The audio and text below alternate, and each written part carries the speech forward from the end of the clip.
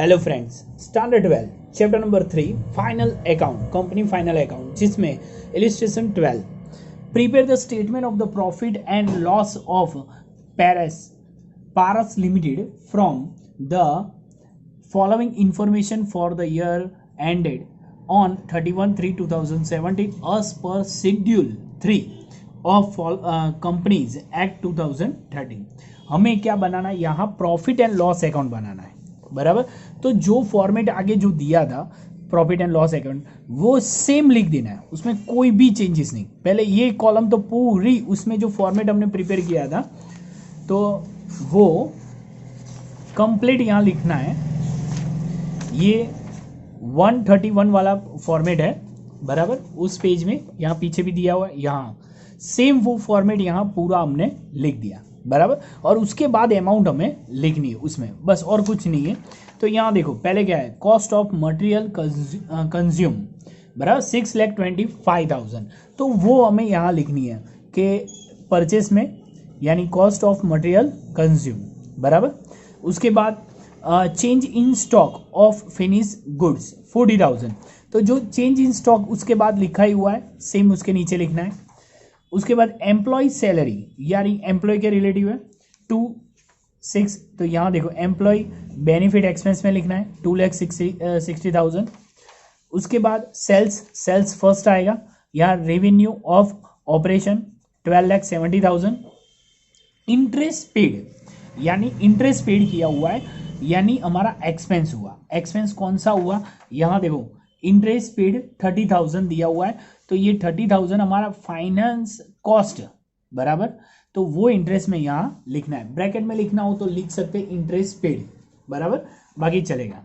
उसके बाद office and sales expenses 52,000, वो किस में आएगा, अदर एक्सपेंसेस में आएगा, ओके। उसके सामने हमें लिख देना है डेप्रिसिएशन ऑन फिक्स एसेट्स, बराबर। वो जो लिखनी है वो यहाँ लिखेंगे डेप्रिसिएशन एंड फिक्स एसेट्स 28,000।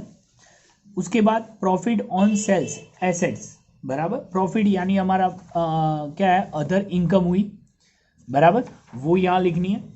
उसके बाद provision for the 50% of tax, यानी क्या लिखेंगे, ये पहले इनकम का टोटल किया, यहाँ लिखना है बाहर।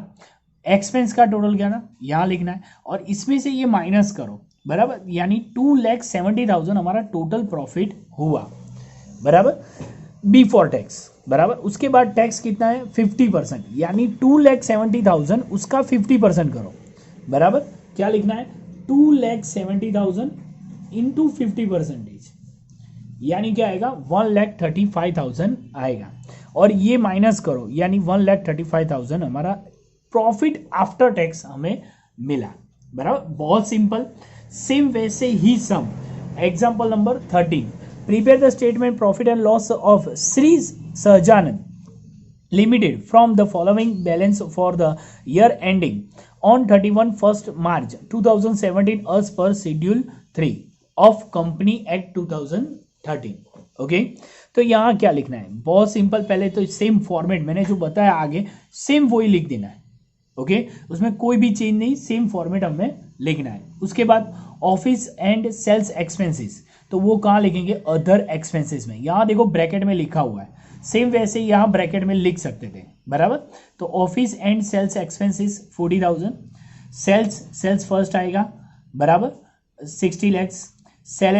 सैलरी हमारे क्या है, एम्प्लॉयज बेनिफिट एक्सपेंस है, तो यहाँ देखो सैलरी प्लस वेजेस दोनों एम्प्लॉय के रिलेटिव है, बराबर। तो दोनों साथ में ऐड करके लिखा हुआ है, यानी 5 lakhs एंड 40,000, ये दोनों ऐड करके यहाँ 5 lakhs 40,000 लिखा है। उसके बाद परचेज यानी फर्स्ट एक्सपेंस में फर्स्ट जो परचेज लिखा है उसमें लिखना है। उसके बाद ओपनिंग स्टॉक, अब यहाँ दो दिए हुए, opening stock and closing stock. तो यहाँ चेंज इन स्टॉक में फिनिश गुड्स में opening stock minus closing stock लिखना है, बराबर। तो ये अमाउंट आएगी 10,000, वो भी माइनस में आएगी, यानी क्या करेंगे हम, ब्रैकेट में लिखेंगे, ओके।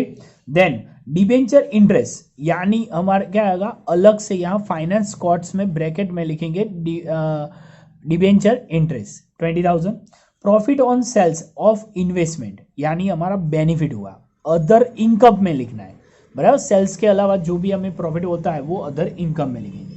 क्लोजिंग स्टॉक हमने लिख दिया। प्रोविजन फॉर द टैक्स 1,63,000, वो अलग से अमाउंट ही दे दिए, यानी वो चेंज करेंगे नहीं। ये टोटल करके यहाँ लिखना है, बराबर। उसके बाद एक्सपेंस का टोटल करके ये 30 लैक्स, इसमें क्या करना है, ये 10,000 माइनस करना है, बाकी सबका पहले टोटल करके उसमें से 10,000 माइनस करना है, यानी 30 लैक्स रुपीज़ आएगा। इसमें से ये माइनस करो 3,26,000, बराबर। उसमें से ये माइनस करो 1,63,000, बोल ही दिया हुआ है, तो वैसे माइनस करोगे तो 1,63,000 आएगा, बराबर।